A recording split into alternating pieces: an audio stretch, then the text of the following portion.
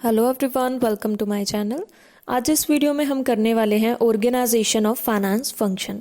Finance function के under ही organisation के फाइनेंशियल रिसोर्सेज मींस ऑर्गेनाइजेशन के पैसों को मैनेज किया जाता है।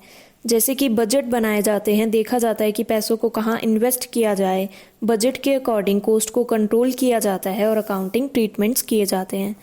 नॉर्मल लैंग्वेज में कहा जाए तो पैसों से रिलेटेड कोई भी डिसीजन है या कोई भी काम है तो फाइनेंस फंक्शन ही उसके लिए रिस्पॉन्सिबल है। इसी कारण फाइनेंस फंक्शन हर ऑर्गेनाइजेशन में इम्पोर्टेंट रोल प्ले करता है।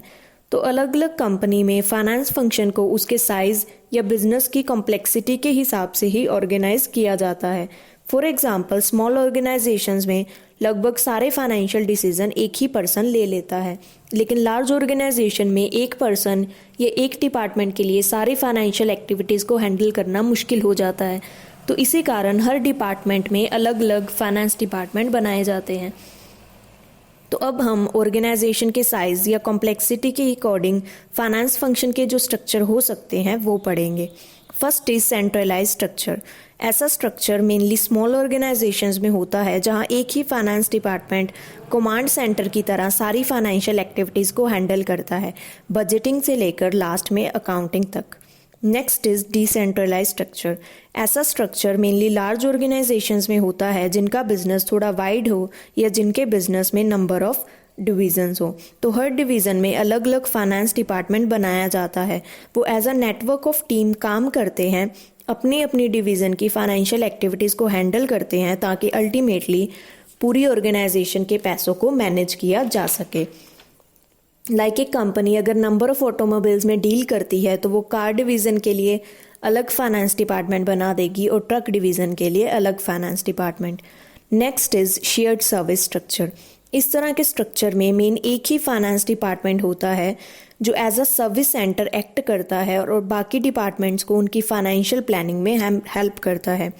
लाइक मैंने एग्जांपल भी दिया हुआ है कि एक लार्ज ऑर्गेनाइजेशन में बजटिंग और अकाउंटिंग जैसी मेन एक्टिविटीज़ जो हैं वो सेंट्रलाइज लेवल पर की जाती हैं। मींस ये जो मेन एक्टिविटीज़ हैं वो जो एक मेन फाइनेंस डिपार्टमेंट है वो करता है और साथ ही साथ वो बाकी डिपार्टमेंट्स को उनकी फाइनेंशियल प्लानिंग करने में और उनके फाइनेंशियल डिसीजन लेने में हेल्प करता है। अब आपको लग रहा होगा कि सेंट्रलाइज स्ट्रक्चर और शेयर्ड सर्विस स्ट्रक्चर तो सेम ही है, आपको इन दोनों में कन्फ्यूजन हो रही होगी। तो देखिए, सेंट्रलाइज स्ट्रक्चर में सिर्फ एक ही फाइनेंस डिपार्टमेंट होता है और वो पूरी ऑर्गेनाइजेशन के पैसों को कंट्रोल करता है और सारे फाइनेंशियल डिसीजन लेता है। और दूसरी तरफ शेयर्ड सर्विस स्ट्रक्चर में भी होता तो एक ही फाइनेंशियल डिपार्टमेंट है, लेकिन वो सिर्फ मेन एक्टिविटीज ही परफॉर्म करता है और बाकी सारे डिपार्टमेंट्स को उनकी प्लानिंग करने में हेल्प करता है। लाइक जो मेन डिपार्टमेंट है वो उनको बजटिंग करके दे देगा बाकी सारे डिपार्टमेंट्स को, लेकिन जो उनके फाइनेंशियल डिसीजंस हैं वो सारे डिपार्टमेंट वो खुद ही लेंगे और वो सारे रिकॉर्ड्स वापस जो मेन फाइनेंस डिपार्टमेंट है उनको प्रोवाइड कर देंगे और वो उनके लिए अकाउंटिंग ट्रीटमेंट्स करके दे देगा। मीन्स जो शेयर्ड सर्विस डिपार्टमेंट होता है वो सिर्फ कुछ मेन ही एक्टिविटीज़ परफॉर्म करके देता है बाकी डिपार्टमेंट्स को। Now last is hybrid structure. Hybrid structure centralise structure और डिसेंट्रलाइज स्ट्रक्चर का कॉम्बिनेशन है। इसमें फाइनेंस फंक्शन को as a flexible system organise किया जाता है जिसमें कुछ एक्टिविटीज़ सेंट्रलाइज्ड हैं और कुछ एक्टिविटीज़ डिसेंट्रलाइज्ड।